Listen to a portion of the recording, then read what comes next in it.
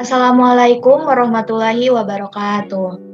Waalaikumsalam warahmatullahi wabarakatuh. Waalaikumsalam warahmatullahi wabarakatuh. Puji syukur atas nikmat yang telah Allah berikan kepada kita sehingga kita dapat berkumpul dalam keadaan sehat di pagi ini, di mana kami dari kelompok 1 akan memaparkan mengenai faktor pembatas dengan anggotanya saya sendiri Solihat Rahmawati dan Nur Aziza Arum, Isna Ananda, Ratu Ananda Gita, dan Lia Puspita Dewi. Kemudian pemaparan pertama akan disampaikan oleh Isna Ananda. Pada faktor pembatas yang pertama itu ada minimum Liebig. Yang menemukan minimum Liebig yaitu Justus Liebig pada tahun 1840. Ia menemukan hasil tanaman tidak ditentukan oleh unsur hara N, P, dan K yang diperlukan dalam jumlah banyak, tetapi oleh mineral seperti magnesium yang diperlukan dalam jumlah sedikit oleh tanaman. Hukum minimum Liebig ini hanya dapat diterapkan pada habitat atau ekosistem dengan arus energi dan materi yang masuk seimbang dengan yang keluar. Minimum Liebig ini hanya diterapkan pada program pengendalian lingkungan terhadap organisme. Berikut skema tentang hukum minimum Liebig. Selanjutnya, fosfor merupakan faktor pembatas bagi organisme perairan.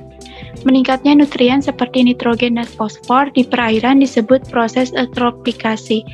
Pencegahan eutrofikasi dapat dengan mengurangi kandungan bahan organik dan unsur hara di perairan, sehingga pertumbuhan organisme seperti fitoplankton dan makrofita terhambat.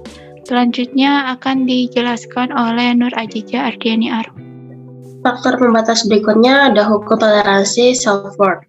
Hukum toleransi self-worth sendiri adalah kegagalan suatu organisme dalam ditentukan oleh kekurangan atau kelebihan atau kuantitatif dan kualitatif beberapa faktor yang mendekati batas toleransinya. Bukan hanya dalam jumlah sedikit atau rendah yang bersifat membatasi, tetapi juga dalam jumlah yang berlebihan atau tinggi. Hukum toleransi self-worth juga biasa disebut kisaran minimum atau batas toleransi digambarkan sebagai hukum toleransi self-worth pada tahun 1913. Dengan mengetahui kisaran toleransi suatu organisme, dapat diketahui keberadaan dan penyebaran atau distribusi organisme tersebut. Selanjutnya akan dijelaskan oleh Ratu Ananda. Selanjutnya ada istilah menggambarkan kisaran toleransi. Ini yang pertama ada stenohalin, eurihalin atau salinitas, di mana ikan salmon, eurihalin, tawar laut, ikan mas, stenohalin atau tawar. Kemudian ada stenohermal, eurithermal atau temperatur, ada telur ikan stenotermal, salt atau salvelinus, ini optimum 4%. Kemudian ada stenofagis, eurifagis atau makanan. Di sini kelinci stenofagis atau rumput, kambing eurifagis atau rumput perdu, semak dan lain-lain. Selanjutnya. Ngeri anjir keseru.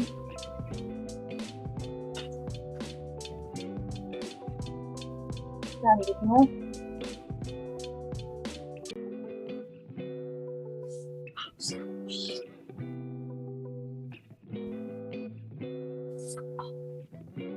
selanjutnya di sini ada batas toleransi stenouri.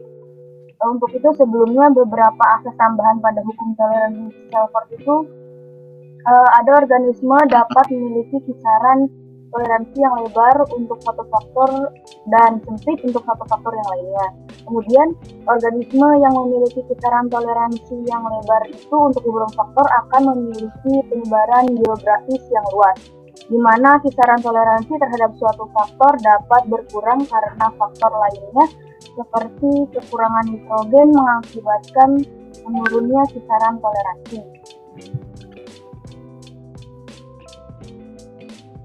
Kisaran toleransi ini akan berkurang karena interaksi antar populasi seperti pemangsa, parasit, dan persaingan. Interaksi menyebabkan organisme atau larva interaksi menyebabkan organisme tidak dapat memanfaatkan keadaan alam secara optimal. Di sini ada batas toleransi Steno-Uri. Bisa dilihat di sini perbandingan batas-batas toleransi di organisme stenotermal dan eurithermal, di mana ada minimum, optimum, dan maksimum yang terletak berdekatan satu sama lain untuk jenis stenotermal, sehingga perbedaan sedikit dalam temperatur yang mungkin mempunyai pengaruh kecil pada jenis eurithermal. Bisa diperhatikan bahwa organisme stenotermal dapat toleran baik terhadap temperatur rendah atau temperatur tinggi atau temperatur yang lainnya. Kemudian pada gambar ini organisme berusaha menyesuaikan diri dengan lingkungannya untuk mengurangi pengaruh faktor-faktor lingkungan. Usaha ini merupakan faktor kompensasi dari suatu organisme, di mana faktor kompensasi terlihat efektif pada tingkat komunitas. Pada tingkat spesies akan terlihat pada populasi yang menyesuaikan diri dengan lingkungannya, di mana hal ini disebut dengan ekotipe. Ekotipe ini merupakan populasi yang mampu menyesuaikan diri dengan lingkungannya. Ini bisa dilihat pada gambar. Hukum toleransi ini diajukan oleh ahli biologi di Amerika, itu Victor Ernest Shelford, di mana ketika suatu populasi terpapar pada faktor-faktor pembatas tertentu yang ekstrim, tingkat kelangsungan hidup mulai menurun. Distribusi spesies sebagai respons terhadap faktor pembatas dapat direpresentasikan berbentuk lonceng dengan 3 wilayah berbeda. Di sini ada 3 wilayah berbeda. Yang pertama itu ada zona optimal, yaitu bagian tengah dari kurva yang memiliki kondisi yang mendukung keberhasilan reproduksi maksimal dan kemampuan bertahan hidup. Kemudian yang kedua ada zona stres, wilayah yang mengapit zona optimal, tempat organisme dapat bertahan hidup tetapi dengan keberhasilan reproduksi.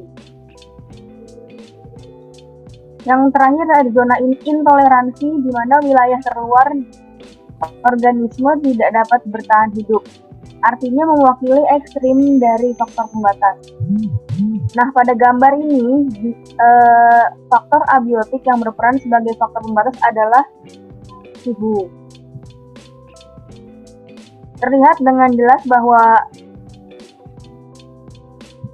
pada zona ini di mana suhu stabil, lalu pada zona stres terlihat bahwa jumlah yang dapat bertahan hanya dalam jumlah kecil. Ini selanjutnya ada mengenai konsep gabungan faktor pembatas. Keberadaan atau keberhasilan suatu organisme atau kelompok organisme tergantung kepada keadaan yang kompleks. Keadaan yang mendekati atau melampaui batas toleransi disebut kondisi batas atau faktor pembatas. Organisme di alam dikendalikan oleh tiga. Yang pertama, ada unsur dan senyawa esensial yang berada dalam keadaan minimum. Kemudian yang kedua ada faktor fisik yang kritis, dan yang ketiga ada batas toleransi organisme. Bagi organisme relatif konstan bukan merupakan faktor pembatas, sehingga organisme tersebut dapat hadir dalam jumlah yang banyak. Nah, sebaliknya, bagi organisme dengan toleransi yang sempit terhadap faktor abiotik Y yang selalu berubah akan menjadi faktor pembatas, sehingga akan hadir dalam jumlah sedikit. Contohnya, kadar oksigen yang banyak dan konstan terdapat di udara, maka oksigen bukan merupakan faktor pembatas untuk organisme daratan. Akan tetapi, di ekosistem perairan kadar oksigen sering diubah-ubah dan dalam konsentrasi yang kecil, maka oksigen merupakan faktor pembatas untuk organisme air. Kemudian ada syarat-syarat sebagai faktor pengatur. Yang pertama itu ada sebagai faktor pembatas.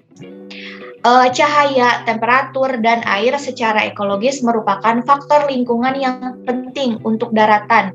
Sedangkan cahaya, temperatur, dan kadar garam merupakan 3 besar faktor untuk larutan. Semua faktor fisik alami tidak hanya merupakan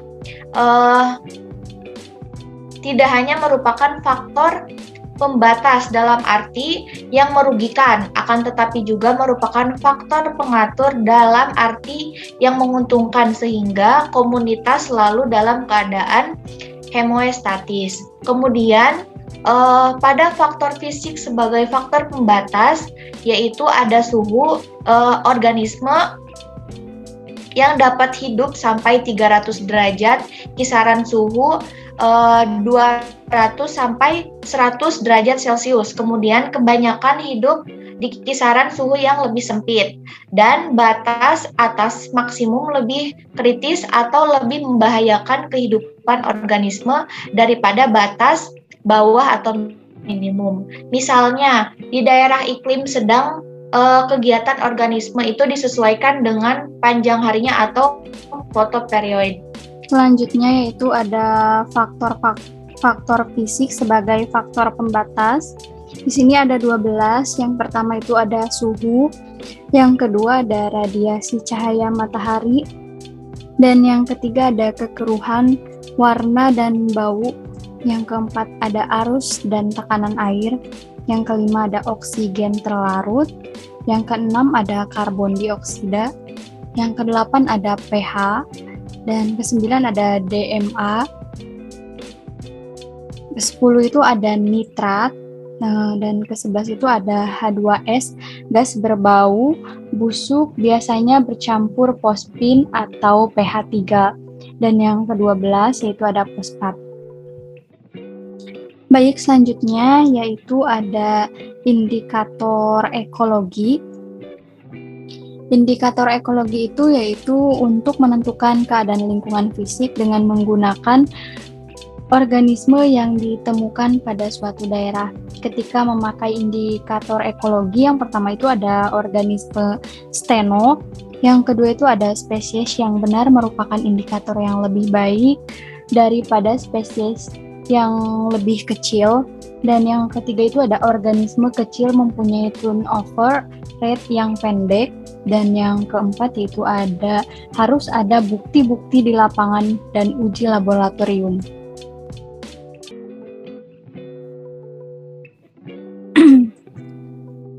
Terima kasih.